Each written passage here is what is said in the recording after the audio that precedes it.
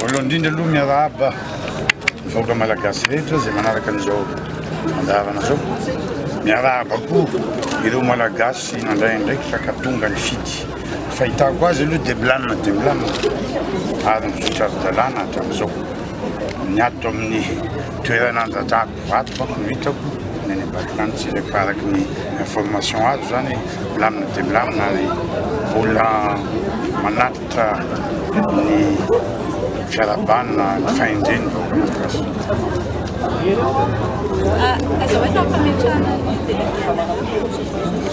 Hatramin'izao aloha de milamina io moa manao zavatra tsy mora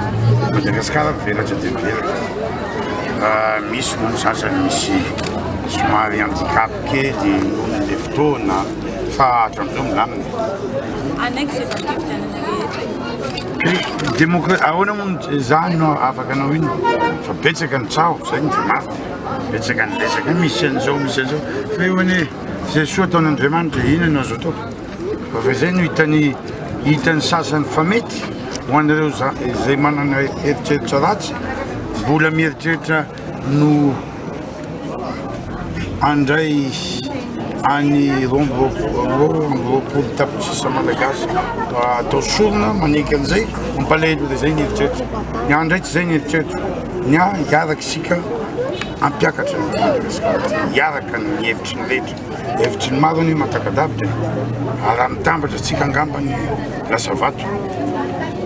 ary raha misaraka tsika lasa fasika de ho sahirana foana tsika raha ohatra hoe manamboatra ny Madagasikara indrindrindrindra 3-5 taona tsika zay nahazo fahaleovan-tena